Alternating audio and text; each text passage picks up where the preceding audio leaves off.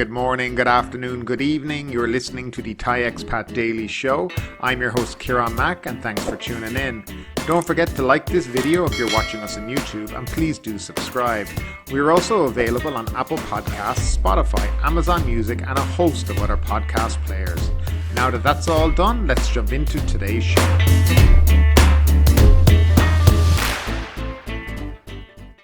Well, hello there and welcome back to the Thai Expat Daily Show. Today is Thursday, the 3rd of February 2022, and we'll start off as we always do with the nationwide COVID numbers.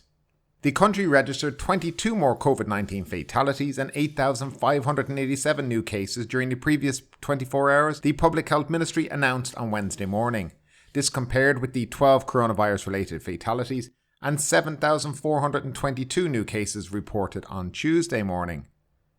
There were 8,456 local cases and 131 imported ones, which means from abroad. On Tuesday, 8,465 COVID patients were discharged from hospitals after recovering from the coronavirus. Now, Chonburi Public Health is reporting 385 new cases and 2 deaths. Most new cases are in Chonburi City, 87, Sirasha, 118, and Ban Lamung, Pattaya area, 97. There are 3,828 patients still in care. Now, Phuket Health Office is reporting 493 new cases, out of which 387 are local and 106 are from abroad. There was 1 death, and there are now 3,877 people in care. The COVID numbers have been pretty stagnant between 7,500 to 8,500 per day for the last month or so. If you look abroad, it's certainly not at the high levels that you've seen in the UK, the USA, and many countries throughout the world. I do believe that the numbers are being under-reported, and that's mainly due to people not reporting themselves and the failure to report ATK tests or rapid antigen tests as COVID positive and adding them to the national numbers, and that has also played a part in it. Obviously, though, things are not as bad here maybe as in other countries around the world. Hospitals are certainly not full or not busy here, so that has to be seen as a good thing. And we'll start off with the first story of the day. 20 million people eligible to register for welfare cards. The Cabinet has approved a new round of registration for state welfare cards, a scheme to help low-income residents cope with the rising costs of living, government spokesman Thanakorn Wangboonkongchana said. About 20 million people are eligible for the cards, including current cardholders. Newly registered individuals are expected to be able to start using them on October 1. Existing state welfare card holders currently receive a monthly payment of 300 baht if a person's annual income is under 30,000 baht or 200 baht if their annual income is between 30 to 100,000 baht. Recipients can often use the cards to get discounts at some stores. Card holders must be at least 18 years of age and not a monk, inmate or placed in welfare homes. They must also not be a state official or employed by state agencies. Those eligible or their immediate families must also have an income or combined incomes of no more than 100,000 baht. They must not have borrowed in excess of 1.5 million baht for a home loan or 1 million baht for a car loan. They must also never have owned property. Mr. Thanakorn said the Cabinet agreed to the need to eradicate flaws in the state welfare card system, including cancelling cards by people who fail to meet the criteria. The authorities will now be able to check whether existing recipients qualify. Those admitted can use their citizenship ID cards as proof. And moving along, as many people know, in the north of Thailand, about now is burning season. And it started off with nearly 4,000 fires. More than 4,000 so-called hotspots caused by slash and burn activities have been detected across the north as the burning season begins. The 3rd Army Region's Forest Firefighting Command found 4,098 hotspots across the north using satellite technology between the 1st and 31st. The unit reported that 1,517 of the hotspots broke out in forest reserves, 949 on agricultural land, and 829 in conservation forests, and 488 in agricultural land reform areas. Major General Muldi, Deputy Chief of the Forest Fire Command Centre, said the fine dust pollution level was measured throughout the north last month. In many areas, the PM 2.5 level exceeded the safe level. Meanwhile, Internal Security Operations Command units across 17 northern provinces put out forest fires in 104 acres. Units also went on foot patrols, created fire breaks and coordinated with the local communities. They also campaigned to raise public awareness about the dangers of forest fires and how they can be prevented. With summer approaching, the Army's Forest Fire Fighting Command will continue to monitor the situation. The chief of the Taplan National Park in Prachinburi said a forest fire had destroyed grasslands and over 100 rai of eucalyptus trees owned by villagers. He said the fire also spread to national park areas along the Pa Men and Taprik mountain range.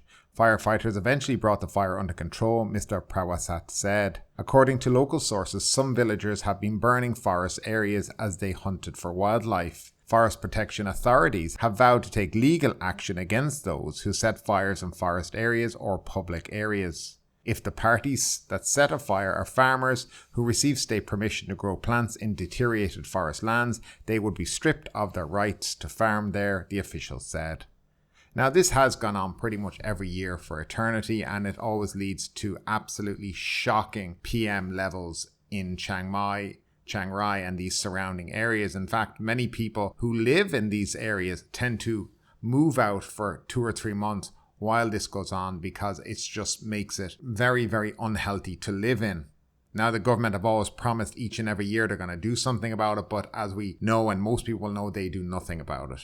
People are never prosecuted and nothing ever happens. But it is really a stain on the north of Thailand in relation to people visiting, tourism, and just having a healthy lifestyle and being able to live there, without breathing in this very toxic air that is out there. Now moving along to a story in relation to the Thailand Pass, the test and go, which started on the 1st of February. Hasn't seemed to really explode too much with all the bookings they're expecting, but yes, it has started. But hotels have now been tasked with checking bookings. Hotels must verify each Thailand Pass booking within 30 hours or visitors' registration will be automatically rejected, according to new procedures aiming at monitoring RT-PCR tests. The reopening of the test and go scheme depends on monitoring 100% of the RT-PCR results, and we have to encourage more tourists to download the Morchana app, Yuttasak Supasorn, the Tourism Authority of Thailand governor, told hoteliers during a meeting in preparation for the resumption of the scheme. New arrivals must take a second RT-PCR test at a hotel 5 days after landing in the country. To ensure guests paid for the second test and hotel room before taking their trips, hotels have to verify their bookings within 30 hours after reservation data is sent by the Foreign Ministry, which is responsible for the Thailand Pass registration. Sirapakorn Chawasamut, TAT Deputy Governor for Marketing Communications, said the new procedure called the Thailand Pass Hotel and Swap System, that's the TPHS, is designed to help track tourists and contain the possible spread of COVID-19, connecting data from all related parties and updating it for effective analysis. For locals and foreigners who live in Thailand, there are sufficient choices for the 5th day booking, as there are 2,247 SHA Extra Plus hotels in 39 provinces that can handle bookings with RT-PCR tests, he said. If they cannot find a hotel in their hometown, they can travel to a nearby province. The acting president of the Chonburi Tourism Council said the main problem in the early stages of Test and Go late last year was a system that was not linked between 3 parties. He said tourism operators reported weak points and unexpected flaws in the process. Related authorities said they had already acknowledged these problems. We hope they will fix them properly, Mr. Tanet said. He said tourists were sometimes granted a QR code from Thailand Pass to enter the country despite lacking a hotel, an airport transfer, or even an RT-PCR test booking. Many of them were unable to download Morchana, the central tracking app, because of technical problems, said Mr. Tanet. There were also unstable back-end systems that frequently broke down, while some hotels were unable to fill booking data, he said. The 1st and 5th day confirmation from a hotel via the TPHS should help ensure tourists who already paid for rooms and tests will not miss their appointments, said Marasul Sukasal, the president of the Thai Hotel Association. While the second test might be necessary for the early stages of the new Test and Go, in the long run, such restrictions should be removed or replaced with a cheaper method, such as antigen test kits, said Ms. Marisa. So this is the new Thailand Pass Test and Go, as we've spoken about, which is not really Test and Go, it's Test and Go and then come back 5 days later and Test and Go all over again. Again, it just shows the lack of understanding of what tourists want, what tourists expect, and how tourists expect to be treated. In essence, as I've said before, it's 3 PCR tests you have to take, and they're not cheap no matter where you come from. And if you're a family, it's just adding on to the bill. And that's why bookings are slow. And no matter what they talk about and numbers of bookings, I will really doubt they will be on the ground, as in people, because I just think things will be exaggerated to make themselves look good. But this is not a system that people around the world are going, wow, what an amazing system, we have to copy that. Nobody's copying this. It's just overly complicated. Now, I did a test booking on the Thailand pass yesterday just to see how it worked, and I got to the last page. And to be honest with you, it's just cumbersome. It's too many items to upload.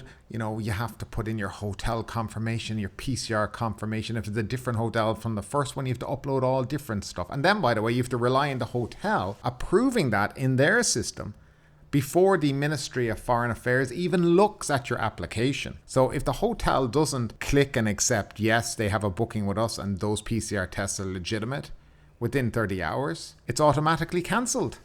Now that's an amazing system. And just so you do know, on the hotel's back end, there is no notification system to tell them they've received a booking in this system. They don't get an email to say, Joe Bloggs has applied for the Thailand pass and he's now waiting for you to click yes, he has. There's nothing like that. The hotel has to keep going into the system and refreshing it and keep looking it up to make sure they don't leave somebody stranded and have their holiday ruined, or they have to go through the whole process again. So yeah, I don't know who's created this system, but it's certainly not a person who's ever traveled in their life. I can certainly tell you that, because a person who's an international traveler who goes on holidays abroad will know this is not what tourists will want. And I think we all know that this is not going to bring substantial numbers to the country. It's unfortunate. There is a little bit of time left in the season, but it's been ruined by this bureaucracy that's been brought into it. But nevertheless, we'll move on to something else now that I do think is very, very important, and that's in relation to testing positive in Thailand and the repercussions. As many people know, coming to Thailand can be cumbersome, overly bureaucratic, but the parts that they fail to talk to you about, and especially the tourism authority, and travel agents especially, is what happens if you do test positive for COVID when you get into Thailand. Now, you may test negative with your 72-hour pre-flight test, and you may even test negative on the day that you arrive. But there is a chance, and in some areas such as Phuket, a higher chance that you may actually test positive on the 5th day, which would have actually meant that you probably picked up COVID in Thailand. Now, as I've said many, many times, there's nearly more chance of you getting COVID in Thailand than bringing it in from abroad. And I think the numbers over the last couple of months have shown that, especially in tourist hotspots such as Phuket and Pattaya. But we're going to focus on Phuket today because they have actually issued rules in relation to testing positive or being a high-risk contact. So there are 3 rules that have recently been issued. And the first thing we're going to talk about is hotel room isolation.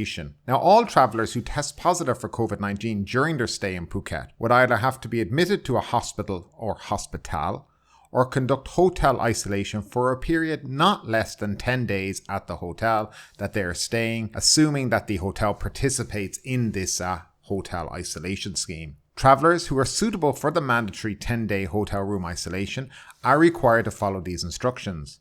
A mandatory 10 days isolation period in order to record and observe any symptoms from day 1 until day 10. Now, example, if you tested positive on the 10th of January, this is considered day 1, with day 10 being the 20th of January. Travelers are required to fill out a health declaration and consent form prior to being allowed to conduct hotel room isolation.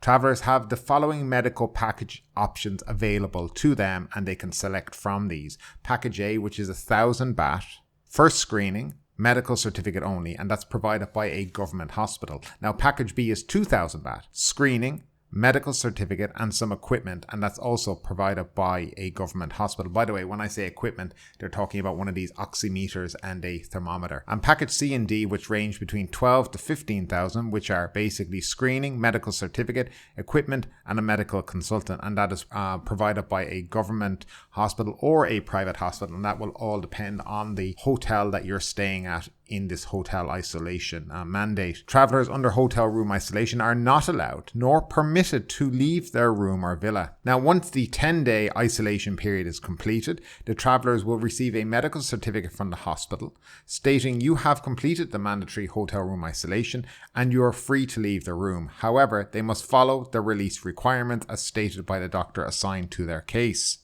After your release, you are required to stay away from crowded areas and you must continue to follow COVID-19 free rules and regulations, especially wearing a mask in public areas. Now, people are persons of high risk contact. There are mandatory requirements for persons of high risk contacts as follows. Now, firstly, who is a high risk contact?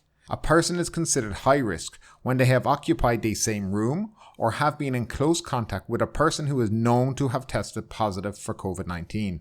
Normally, you should relocate to an alternative room if you've been staying in the room of an infected person. You must conduct a 7-day self-quarantine and then 3 days of self-monitoring. During this time, you will be required to conduct 2 PCR or possibly rapid antigen tests on day 5 or 6 and another on day 10. Throughout the quarantine period, you'll be required to remain in the room or villa until the 7th day has been completed. During the last 3 days of self-monitoring, you must avoid crowded areas and wear a mask at all times outside of the room or villa. If either PCR test returns positive, you will be required to enter the hotel room isolation as stated above. If your ATK test returns positive, you could and would have to conduct a PCR test to confirm the result or immediately begin the hotel room isolation for 10 days. Now, in the case of a high-risk contact who wishes to stay with a guest who's tested positive for COVID-19, for example, your wife, your girlfriend, your boyfriend, whoever, you've been staying in the same room, you must agree to remain in self-isolation for 10 days. And during this time, they recommend that you would do a daily ATK or rapid antigen test. Now that's for people who are maybe a couple or something and they don't want to be separated. Then you must do the same amount of quarantine as the person with the COVID-19. Kind of makes sense, I guess.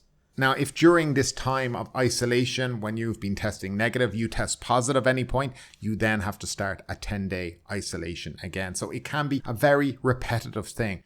My advice is, even if you're with somebody or on your holidays and you're negative and the other person's positive, is to isolate straight away because you don't want to get COVID 5 days later and then they start the clock ticking. That means you would have been in isolation for 15 days. You just don't want that to happen. So my advice to people is to isolate straight away, separate rooms, because you'll be out a lot quicker. There is a very high chance that if you stay in a room with somebody who's COVID positive, that you may get COVID along the way. I've seen it happen to a couple of people. I've heard about it.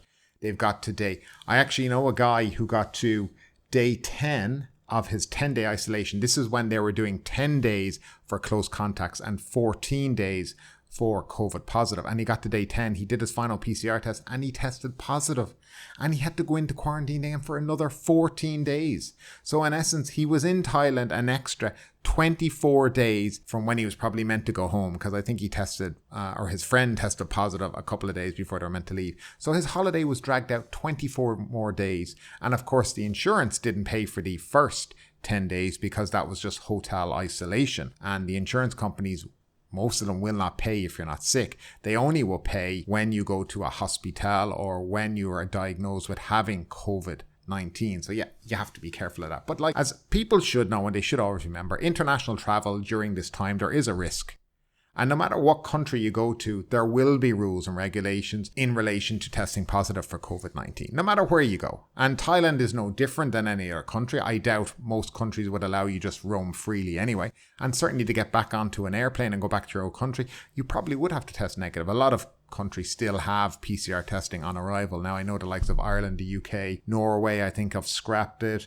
I believe Denmark, the Netherlands have scrapped it. Yes, a lot are scrapping it, but still. Just be careful when you're coming abroad. Know the risks about international travel at the moment. And if you do that and, you take precautions when you're abroad, then you should be fine. But I do And I'd love to know where people do get COVID from and how they get infected, because I think in these kind of touristy areas such as Phuket, Pattaya, where you see a lot of numbers of COVID positive people, is it because there's a very large amount of people within those provinces who are actually positive for COVID and they just don't know it and they're just spreading it to other people? Obviously, people aren't getting very sick, but I wonder, is that a case of what's happening in these areas?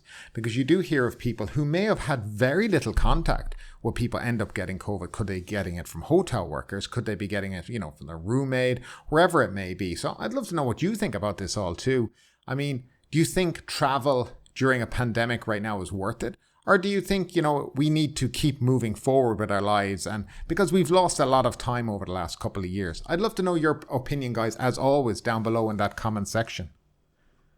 And moving along, Thailand stops and blocks the Meg 2 filming in Krabi to protect their beaches.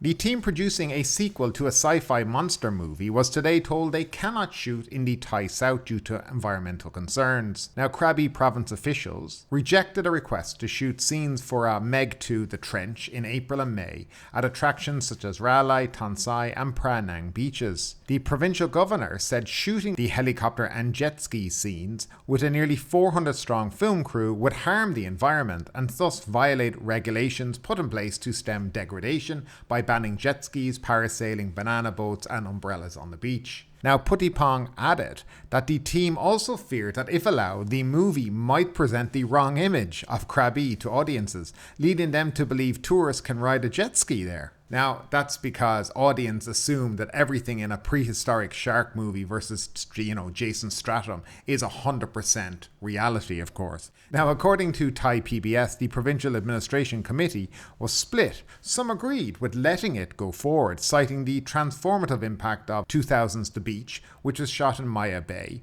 which makes the attraction famous worldwide. The 2018 original was a Chinese co-production, and although it depicted Stratham's diver Jonas Taylor as a washed-up living above a Thai bar, no scenes were shot in the kingdom. In 2021 alone, more than 70 foreign film projects were shot in Thailand, credited with bringing in roughly 3.4 billion Thai baht. Now that's about $103 million US. The United States accounted for most of that, followed by Hong Kong, Singapore, France, and then China, according to government data. Putipong said that while he wants income to boost the local economy, he's afraid the environmental damage may not be worth it. Filming of Meg 2 The Trench, directed by Ben Wheatley, began earlier this month in the United Kingdom at a Warner Brothers studio. And finally, the Phuket News Daily Roundup. Phuket marks Hello Chinese New Year. Local Thai Chinese residents in Phuket town quietly honoured the first day of the Lunar New Year on February 1st by visiting shrines to perform blessing ceremonies and praying for good tidings in the Chinese New Year. Phuket taxi driver gets 1,000 baht fine, politeness training for verbally abusing tourist. The Phuket taxi driver involved in the fracas that saw him unload a tirade of verbal abuse on a Thai tourist couple in Kamala last Friday has been fined 1,000 baht and sentenced to 3 hours of politeness training. And we're going to cover this story on the next show because I think it's worth looking at the various aspects of it and then the behaviour of the taxi mafia and the inability of the government to do anything about it. So that will be definitely in our next show. And finally, take lessons, raise standards, Governor tells Phuket health officials. Phuket Governor Narong Wonsi has ordered officials to prepare how to treat tourists appropriately if they test positive for COVID-19 or are designated high-risk contacts after landing on the island. But ultimately, with this story or anything else that stood out to you today, I'd love to know your thoughts in the comments down below. Because yes, this is a news show, but it's also a conversation. Now keep that conversation going. Make sure you like this video, subscribe to the channel, share the video, and do all the good stuff that does help that YouTube algorithm. But ultimately, my name is Kieran Mack. You've been listening to the Thai Expat Daily Show, and we will see you next time.